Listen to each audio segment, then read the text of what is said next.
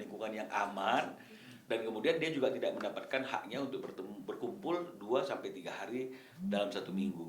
Jadi artinya apapun yang terjadi hari ini, bukan itulah yang menjadi landasan pemikiran tindakan Ruben untuk mengambil hak asuh itu.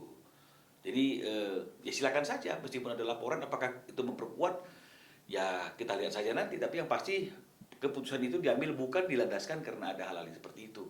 Ya tapi kalau misalnya dikatakan bahwa informasi itu semakin meneguhkan bahwa memang ada dugaan pelanggaran itu tadi, artinya yang dianggap Ruben sesuatu yang tidak patut itu, karena dia pesan anak jangan dilibatkan karena menurut Ruben itu adalah eksploitasi anak, ternyata ini diaminin oleh banyak orang yang kemudian menyampaikan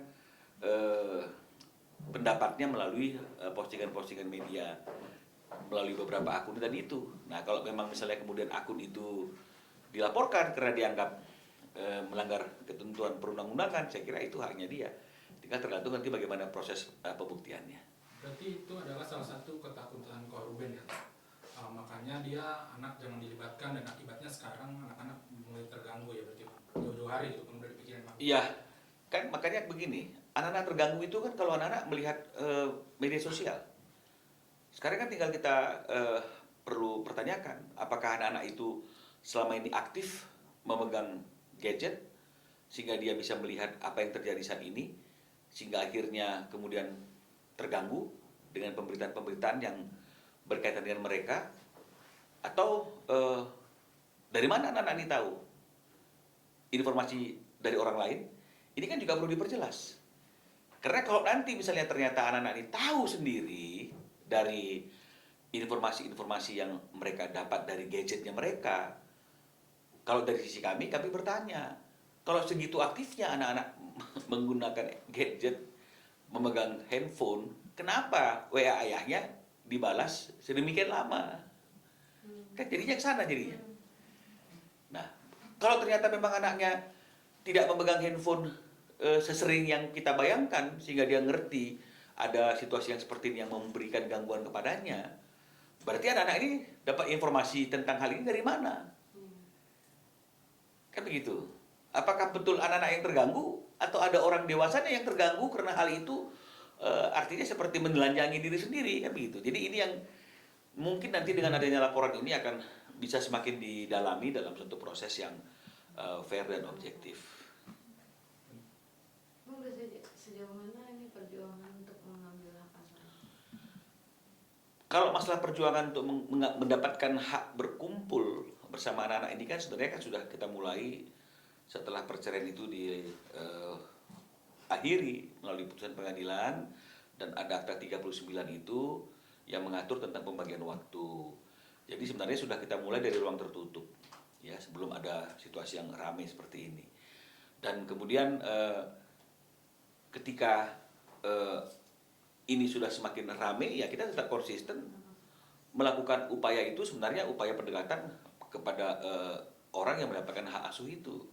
Nah, tapi kan situasinya kan tidak segampang yang kami bayangkan, karena sudah ada perjanjian, harusnya kan itu tidak serumit ini. Nah, ditambah lagi dengan peristiwa-peristiwa yang berkembang, adanya situasi yang Ruben merasa anak-anaknya kok dilibatkan dalam suatu pekerjaan yang tidak seharusnya anak-anak ini dilibatkan, dan dianggap ini melanggar hak anak dan eksploitasi, dan ada juga peringatan atau teguran tapi tidak diindahkan, dan kemudian ini menjadi pusat perhatian dari masyarakat tentang pola asuh, ya, pola didik. Apalagi lingkungan orang tuanya itu kan, di lingkungan dewasanya itu kan suka sindir-sindir kan gitu ya. Bagaimana mental anaknya kalau kemudian selalu orang tuanya disindir-sindir kan gitu, ayah kandungnya. Nah, ini membuat Ruben seperti yang tadi saya katakan, mulai melangkah lebih jauh lagi dari ruang tertutup itu untuk berkonsultasi dan kemudian melakukan pengaduan dugaan pelanggaran hak tadi itu di KPAI. Ini kan langkah pertama nih. Nah, langkah stepnya itu kan seharusnya memang adalah mendaftarkan gugatan hak asuh anak yang sudah selesai. Hanya saja karena setelah dari KPAI itu Ruben langsung umroh, dan mungkin dia juga tidak ingin terganggu dengan masalah itu sehingga mengganggu konsentrasi ibadahnya, dan kami juga tidak mau mengganggu itu. Makanya sampai hari ini kami masih menunggu konfirmasi itu. Jadi Jadi kalau misalnya Ruben mengatakan dari tempat dia beribadah daftarkan, kita tinggal daftarkan. Apakah menunggu Ruben kembali? Maka tunggulah sampai Ruben kembali pada tanggal 1 Juli ini. Kira-kira apa yang dia sampaikan. Kalau dia bilang, oke bang, kita sudah baca, sudah paham, jalan. Kita jalankan di tanggal 2-nya. Kalau misalnya Ruben mengatakan, karena ada pertemuan di tanggal 11 ini, ya joint meeting seperti apa yang disampaikan oleh kuasa hukum S, ya kita akan tunggu di tanggal 11 Juli ini. Nah, jadi saya kira ini sudah mulai ada, sudah ada ya.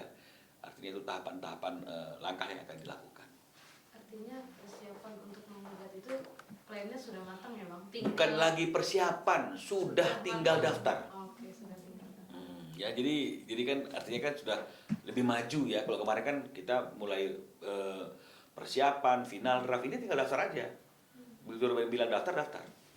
Intinya menunggu Ruben pulang dulu. Ya, karena bagaimanapun kan bukan kami yang menentukan hal ini kan, tapi adalah klien kami. Karena kalau enggak nanti seolah-olah persoalan ini adalah persoalan kami secara personal. Padahal kami kan tidak terlibat secara personal. Kami melakukan ini kan hanya gara-gara untuk mempertahankan kepentingan hukum klien kami yang hari ini dilanggar. Bang, bisa jadi juga plan itu batal setelah tanggal 10, bisa jadi? Kalau misalnya tanggal 11 itu pembicaraan itu artinya ada komitmen, bukan hanya komitmen lisan, tapi dibarengi dengan tindakan dan perbuatan nyata, ya mungkin saja gugatan itu juga tidak perlu dilakukan. Karena kan kalau misalnya gugatan itu dilakukan kan sebenarnya kan ini hanya mengenai masalah hak asuh anak tadi itu. Ya kalau misalnya kemudian ada kesepakatan, misalnya kemudian dalam tanggal 11 itu dikatakan ya udah nggak apa-apa, anak-anak boleh ikut kamu saja misalnya seperti itu. Tapi nggak bagi waktu ya ke saya sebagai ibunya, artinya kan kita kan nggak perlu mengajukan gugatan. Ya, nah hanya saja memang itu kan tidak boleh hanya sebatas ucapan saja, tidak boleh hanya sekedar tulisan saja. Kami mau itu dinyatakan dalam perbuatan yang nyata. Karena kalau berdasarkan ucapan dan tulisan itu sudah ada di tahun 2024 gitu loh. Dalam Akta 39, sesuatu yang diucapkan, sesuatu yang sudah diokekan, dituangkan dalam akta notaris, Akta 39 tentang pembagian waktu, tapi tidak dinyatakan, tidak dilanjutkan dalam perbuatan yang nyata.